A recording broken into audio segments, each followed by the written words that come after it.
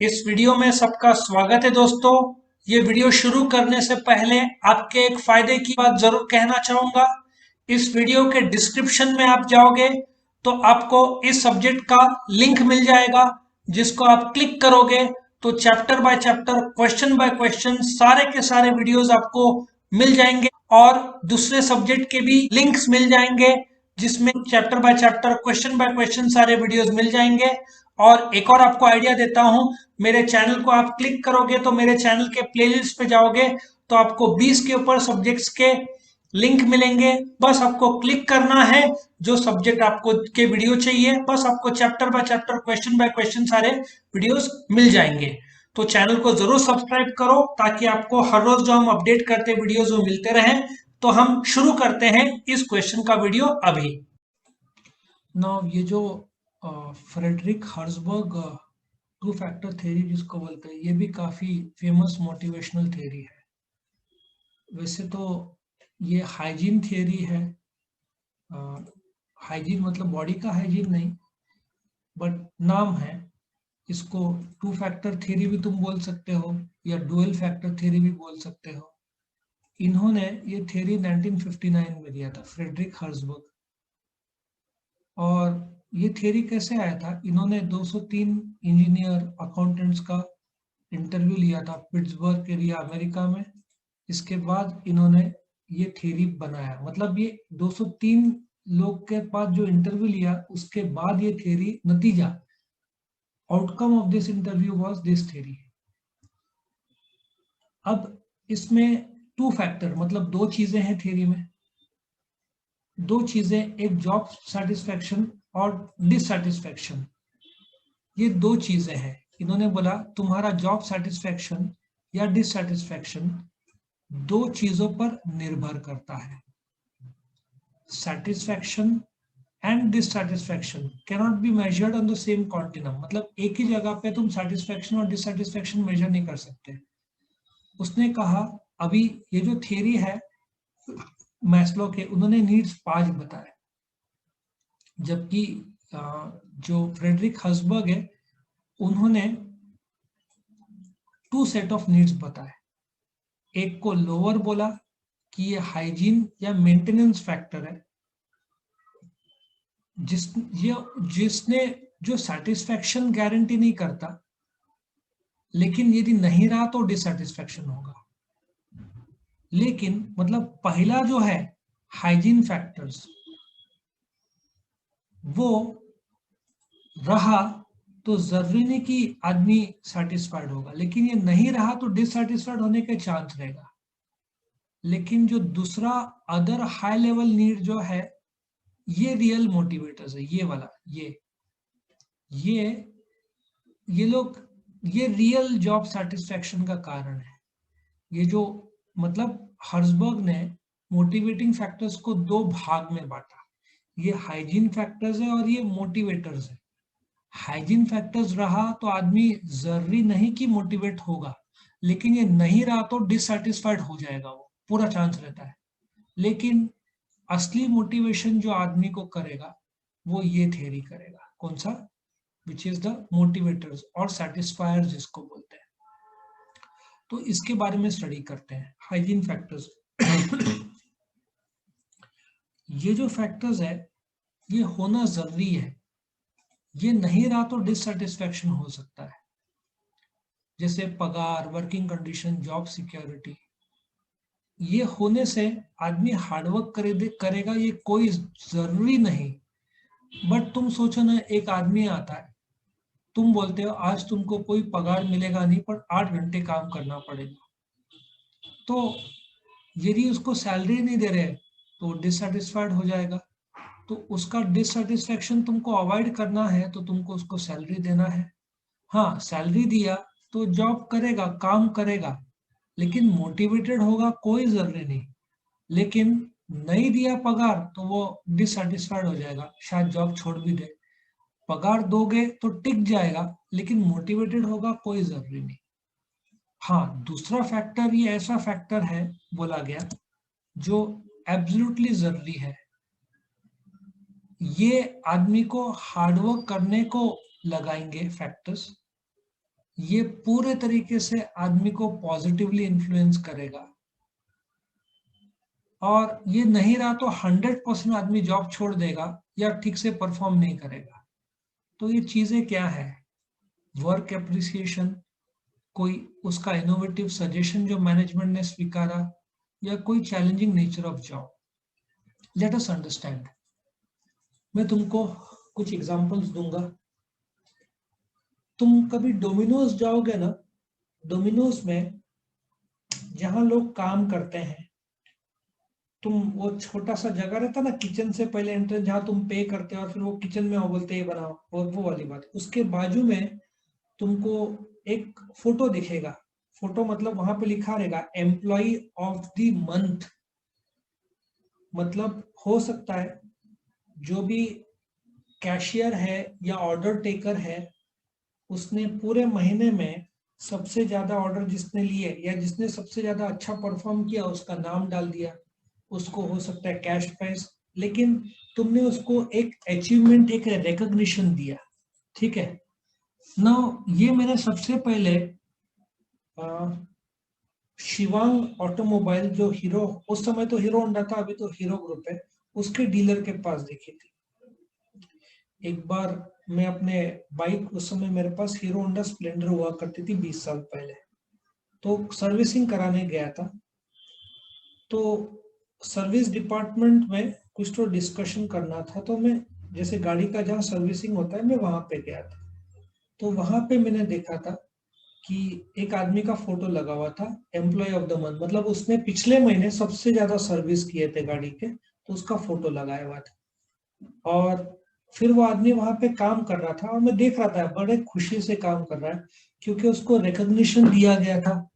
उसका फोटो मतलब बाकी के जो को वर्कर्स है या बाकी के जो एम्प्लॉयज है, वो उसको कॉन्ग्रेचुलेट करेंगे, हर रोज देखेंगे उसका फोटो का, वो हर रोज देखेगा।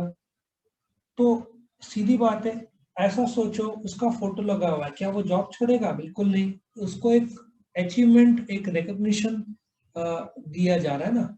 सो यही पॉइंट है कि हर एम्प्लॉय जो वर्कर है खास करके, उसको पगार मिलता है, पगार से घर चलता है। लेकिन एक वर्कर की भूख, वो मेहनत करता है 8 घंटा जिससे उसको पगार मिलता है, लेकिन उसने अच्छा काम किया, उसकी तारीफ की गई, फोटो लगाया गया, तो उसको लगेगा। ये अवार्ड शो क्यों होते हैं? अवार्ड शो, जो मूवी में एक्टिंग, एक एक्टर ने अपनी जान लगा दी, उसको पिक्चर हिट हुई, जो देश के नागरिक हैं उन्होंने तारीफ किया होगा, बट डायरेक्टली तो मिलेगा नहीं, एक्टर्स लोग पीछे पड़ जाते थे। लेकिन अवार्ड फंक्शन में जब उसको बेस्ट एक्टर का रिकॉग्निशन मिलता है सारे सह कलाकार के साथ, मतलब सोचो ना, अक्षय कुमार को मिला बेस्ट एक्टर अवार्ड और क्लैप कर रहे हैं सलमान खान और शाहरुख खान, तो उसको लगेगा कि उसने कुछ तो अचीव किया। तो अवार्ड फंक्शन एक प्रकार का इंसान के अंदर की जो भूख है, जो ईगो है ऑफ बीइंग रिकॉग्नाइज्ड, वो पूरा करता है। तो कंपनी में जहां पे ऐसे रिकॉग्निशन दिया जाता है, वहां पे लोग काफी मोटिवेटेड रहते हैं, क्योंकि लोग सालों साल पगार के लिए तो काम करने मानते हैं, घर चलाने के लिए, लेकिन उनको कोई और भी तो भूख है पगार के अलावा। उन्होंने अच्छा काम किया जाए, उनको एप्रिसिएशन मिला जाए। अभी क्रॉम्पटन ब्रिज में एक जापानीज कंसेप्ट अप्लाई करते हैं, उस कंसेप्ट को काइजन बोलते हैं, KAIZEN। वो कंसेप्ट क्या है? छोटे छोटे इम्प्रूवमेंट जो वर्कर या कोई भी सजेस्ट कर सकता है, यदि उसको इम्प्लीमेंट किया तो उसके नाम के आगे एक काइजन आ जाता है। एक ऐसा वक्त आता है जब एक वर्कर के 1000 काइजन हो जाते हैं। तो क्रॉम्पटन ब्रिज का एक क्वार्टरली 3 महीने में एक पेपर आता है, उसको वर्क एंड न्यूज बोलते हैं। उस वर्क एंड न्यूज में उस वर्कर का फोटो आता है, उसके फैमिली के बारे में, मतलब उसको एक रिकॉग्निशन मिलता है, प्लस उसको कैश प्राइज मिलता है। लेकिन सबसे इम्पोर्टेंट वर्कर के लिए क्या है? तुम सोचो, सोसाइटी में एक आदमी बोलता है मैं महिंद्रा एंड महिंद्रा में वर्क करूं, बराबर है, उसका सम्मान बायस नहीं है, बट ऐसा सोचो, एक आदमी बोलता है मैं डॉक्टर हूँ, लोग उसको सम्मान की दृष्टि से देखेंगे। एक आदमी बोलता है मैं वर्कर हूँ, लोग बोलेंगे अच्छी बात है। लेकिन जो सम्मान की दृष्टि से देखेंगे डॉक्टर को, वो सम्मान वर्कर को नहीं मिलना है। तुम बोलोगे ये सोसाइटी कैसा है? ये सब जगह ऐसे ही होता है। मुकेश अंबानी रहेगा और कोई वर्कर रहेगा, तो लोग मुकेश अंबानी को बोलेंगे आओ, उतना भाव मिलेगा। सीधी बात है ना। तुम इसमें भी देख लो, फिल्म का जो फंक्शन रहता है, सब टॉप के एक्टर्स शाहरुख खान, अमिताभ बच्चन, अक्षय कुमार, इनको पहले दो जो चेयर सबसे आगे के सीट्स मिलते हैं। बाकी जो एवरेज एक्टर्स है, नाम लेना ठीक नहीं रहेगा, या लोअर लेवल के एक्टर्स है, उनको बीच में या पीछे सीट्स मिलते हैं। तो ये तो सम्मान की बात है। इनफैक्ट ऐसे भी हुए, नाम नहीं बताऊंगा एक्ट्रेस का, जिसमें वो लोग नाराज हो गए क्योंकि उनको बीच में सीट दिया था और उन लोग का मानना था कि वो सुपरस्टार है, उनको आगे मिलना चाहिए था। तो जैसे उनको बीच में सीट दिया, वो लोग शो छोड़कर चले गए। ऐसे तो बहुत सारे किस्से अपने देश में होते हैं कि वो सम्मान की बात है। तो ये जो दूसरा नीड है, ये रिकॉग्निशन का नीड है। ये मिला तो मोटिवेशन, ये नहीं मिला तो आदमी बहुत डिससेटिस्फाइड हो जाएगा। वो सोचेगा मैं, मेरे को तो इस्तेमाल किया जा रहा है, पगार दे रहे हैं और काम करवा के लिया जा रहा है। तो फ्रस्ट्रेशन लेवल यहाँ पे नहीं मिला तो डिससेटिस्फाइड रहता है, पर ये नहीं मिला तो वो एकदम दुखी हो जाता है। देखा जाए तो असली मोटिवेटर्स ये है। अच्छा, ऐसा भी हुआ है कि तुमको बताऊं कि अ, एक वर्कर है जो, या एक अकाउंट्स का एग्जीक्यूटिव है जो काफी साल से काम कर रहा है कंपनी में, 15 साल हो गए, और बहुत अच्छे तरीके से काम कर रहा है। उस कंपनी का अकाउंट्स मैनेजर छोड़ के जाता है। क्वालिफाइड था ये आदमी, इतना क्वालिफाइड नहीं। एक दिन कंपनी इसको बुलाती है, बोलती है देख तूने इतना साल अच्छा काम किया, हम तेरे को प्रमोशन दे रहे हैं, आज से तू अकाउंट्स मैनेजर। सोचो, वो आदमी, सैलरी बढ़ेगा वो अलग बात है, लेकिन उसका स्टेटस, एक आम अकाउंट्स का आदमी अभी अकाउंट्स मैनेजर बन गया है। उसका स्टेटस कितना बढ़ गया कंपनी में, समझ में आया? तो ये एडवांसमेंट की बात है, जवाबदारी भी बढ़ गया। अब जैसे मेरा एक फ्रेंड है, वो एक समय लेनोवो में ऑल इंडिया टैक्सेशन हेड थे। फिर उन्होंने 3M करके एक कंपनी है, जैसे वो स्टिकी टेप आता है ना, पीले रंग का कागज आता है, तुम चिपकाते हो, कुछ लिखते हो, अर्जेंट वर्क टुडे, उस वो वाला, ये सब 3M ने इन्वेंट किया, और उनका दबदबा काफी है। तो ऐसे अमेरिकन कंपनी है जो इंडिया में उनका ये है, काम है, बैंगलोर बेस्ड है। तो मेरे मेरे जो एक फ्रेंड है, वो उस कंपनी में ऑल इंडिया टैक्सेशन हेड है, पूरे इंडिया का जीएसटी वो सब उनके हाथ में ही है, उनको ही देखना रहता है। उनका काम का परफॉर्मेंस देखते हुए उनको बोला गया, अभी श्रीलंका का भी तुम देखोगे, now we handle Sri Lanka also. बोलते ना कि रिकॉग्निशन, एडवांसमेंट, उनको भी एडवांसमेंट दिया, श्रीलंका की जवाबदारी दी गई। इंडिया का कोई भी टैक्सेशन मैटर निकलता है, उनको फोन किया जाता है। आया समझ में? तो ये हाइजीन फैक्टर्स था, ये मोटिवेशन। मेरिट्स क्या है, तो तुमको पता चलेगा कि आदमी को पगार ही नहीं, उसका रिकॉग्निशन भी देना पड़ता है। वो एक बढ़िया मोटिवेशन है। दूसरा, जब तुमने एक आदमी को रिकॉग्निशन दे दिया, अब मैं तुमको वो शिवम ऑटोमोबाइल्स में एक सर्विस करने वाला वर्कर का फोटो लगा दिया, क्या मैनेजर को देखना पड़ेगा कि वो काम कर रहा है कि नहीं? सीधी बात है, फोटो लगा हुआ है उसका, काम का सक्सेस की वजह से।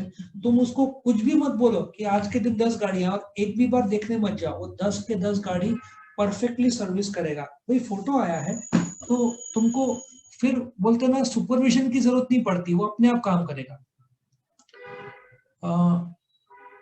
कोई भी national unit of work call for a variety of skill, मतलब जब एक वर्कर अच्छा काम कर रहा है, उसको ऐसा काम दिया जाए जिसमें काफी स्किल्ड है, जैसे डायमंड पॉलिशिंग, डिजाइनिंग, कलरिंग, ये सब इसमें आता है। और डायरेक्ट फीडबैक में भी given to the worker without a supervisor coming in between, workers feel more happy. अभी क्या होता है कि जैसे प्रोडक्शन मैनेजर है, सुपरवाइजर है, और फिर नीचे वर्कर सबसे लोअर लेवल पे। अब इस बार वर्कर का परफॉर्मेंस देख के, मैं तुमको एक एग्जांपल देता हूँ। मैं एक नासिक का डीलरशिप है, उसमें एक ऐसे डिस्कस कर रहा था उसके ब्रांच मैनेजर से। तो उन्होंने बोला कि जरा 5 मिनट के लिए आ। उसने मुझे कॉन्फ्रेंस रूम बताया, वहां पे मीटिंग जस्ट खत्म हुआ था। उसने बोला कि देख मीटिंग खत्म हुआ, थोड़ी देर बैठ। हो चुका था, कुछ ऑफिशियल डिस्कशन नहीं होना था। उस कॉन्फ्रेंस में उस शोरूम का मालिक, ब्रांच मैनेजर, सेल्स मैनेजर सब थे, ठीक है। और मंथ एंड का टाइम था। सडनली वो जो कॉन्फ्रेंस रूम में नॉकिंग हुआ, तो जो एक एम्प्लॉय था जो पानी चाय सर्व कर रहा था ना, वो जाके दरवाजा खोलता है। दो वर्कर लोग जो गाड़ी का सर्विसिंग करते हैं ना, जिनका पूरा बॉडी मतलब कपड़े में ऑयल ग्रीस, हाथ गंदा ऐसा, वो लोग सडनली आते। वो लोग थोड़े डरे हुए थे कि अंदर क्यों बुलाया गया ऐसा। तो जैसे उनको अंदर बुलाया गया ना, तो जो डीलर का मालिक है, उन्होंने उसको दोनों को बोला कि सुना है तुम लोग दोनों का काम बहुत अच्छा है, तो तुमको इस महीने पगार बढ़ा के दे रहे, प्लस उनको कुछ प्राइस दिया। वो दो वर्कर का थोबड़ा तुमको देखना था। मतलब एक आदमी को जैसे लॉटरी लग गई है ना, तुम सोचो मालिक मैनेजर के सामने उनका सम्मान किया जाए। जब बाहर गए होंगे, सोचो उनके मन में क्या फीलिंग होगा। पहले तो डरे हुए थे कि कुछ गड़बड़ी तो नहीं किया, जब उनकी तारीफ की गई, जब उनको प्राइज दिया गया, पगार ज्यादा देने की बात की गई, तो ऐसे लोग एक तो जॉब छोड़ेंगे नहीं, प्लस सिंसियरली काम करेंगे, चोरी चकारी नहीं करेंगे, बोलते ना, प्रायोरिटीज पे काम करेंगे, प्रॉब्लम सॉल्व करेंगे, इंडिपेंडेंटली काम करेंगे, तो कंपनी के लिए बहुत अच्छा है ऐसे टाइप के लोग। ठीक है। सो ये वाला पॉइंट था। अभी लास्ट का पॉइंट देखते हैं, क्रिटिसिज्म, क्योंकि हर जगह पे क्रिटिसिज्म तो होता ही है। जहां पे एक थ्योरी आता है, दूसरे लोग क्रिटिसाइज जरूर करते हैं। अभी ये जो सिर्फ 203 इंजीनियर और अकाउंटेंट से मिलकर नतीजा निकाला, वो भी एक एक या दो कंपनी ही होगा, ज्यादा ज्यादा सिर्फ 5-10 कंपनी, वो भी एक एरिया कौन सा मैं तुमको बोलता हूँ, ये पिट्सबर्ग एरिया। अब तुमको मैं बताता हूँ, इंडिया में तुम ऐसा 203 लोग का इंटरव्यू लो। तुमने इंटरव्यू लिया महाराष्ट्र गुजरात, ठीक है, तुम जाओ एक काम करो, बिहार में इंटरव्यू लो, यूपी में इंटरव्यू लो, तो नतीजा एकदम अलग आएगा। पहले तो इंटरव्यूअर बोलेगा कि मेरे को सिक्योरिटी दो भाई, वर्कर लोग मेरी धुलाई कर देंगे, पहला डर। अच्छा, नॉर्थ इंडिया में जाएगा, इंटरव्यू का नतीजा हो सकता है अलग निकले, साउथ इंडिया में जाएगा अलग, गुजरात महाराष्ट्र में अलग, ईस्ट इधर चला गया वेस्ट बंगाल साइड, वहां पे अलग, अरुणाचल प्रदेश त्रिपुरा वहां पे अलग। सो ये लॉजिक बहुत सही है क्रिटिसिज्म का कि 203, वो भी एरिया वाइज, तुम अलग एरिया में जाओ, तुम्हारे नतीजे अलग निकल रहे हैं। दूसरा, इस एरिया में वर्कर इज सेटिस्फाइड और डिससेटिस्फाइड, उसका परफॉर्मेंस के बारे में कुछ कहा नहीं गया। सिर्फ ये कहा गया he will perform better if he is paid good salary, या if he is given recognition he will perform well, ऐसा एज्यूम किया गया। बट उसका परफॉर्मेंस के स्टैंडर्ड्स के बारे में बात किया ही नहीं गया। ठीक है ना, समझ में आया। सो ये क्रिटिसिज्म है कि उसकी परफॉर्मेंस के लिए सेटिस्फेक्शन या डिससेटिस्फेक्शन की बात कर रही है, अदर फैक्टर्स नॉट। तुमने, अरे सबसे इंपॉर्टेंट तो पे होना चाहिए, उसकी तो बात की गई नहीं। तुम्हारा स्टेटस, डायरेक्टर का स्टेटस, जनरल मैनेजर का स्टेटस, या इम्पर्सनल रिलेशनशिप, हो सकता है अकाउंट्स का एग्जीक्यूटिव और सेल्स में सेल्स का एग्जीक्यूटिव फ्रेंड्स हो, इम्पर्सनल इंटरपर्सनल रिलेशनशिप, दोनों साथ में खाना खाते हो, गप्पे मारते हो, ठीक है ना, ऐसे भी फ्रेंडशिप बिल्ड होते हैं कंपनी में। जैसे एचआर का आदमी फाइनेंस मैनेजर के साथ डिनर पे है, गए घूमने गए, ग्रुप बना लिया, चलो सापुतारा जाते घूमने, तो इंटरपर्सनल रिलेशनशिप की तो बात ही नहीं की गई। Distinction not fix, motivation factors और मेंटेनेंस फैक्टर्स का डिस्टिंक्शन फिक्स नहीं ऐसे कहा गया। व्हाट इज मोटिव, अच्छा एक बात बताओ, क्या अमेरिका में ये चीजें मैं मानता हूँ बहुत सही है, बट इंडिया में ये चीज नहीं, आदमी बोलेगा पगार दो, तुम मेरा फोटो मत लगाओ बट पगार दो। क्योंकि इंडिया को रोटी कपड़ा मकान चाहिए, इंडिया वाला बोलेगा अचीवमेंट बाहर में जाए, मुझे पगार दो। ठीक है ना, तो ये भी हो सकता है इंडिया में। सो डिस्टिंक्शन, अमेरिका में पगार वैसे ही $50,000 रहता है, बोलते हैं पगार अच्छा है मेरे को नाम दो। इंडिया वाला नाम बाहर में जाए, मुझे पगार दो।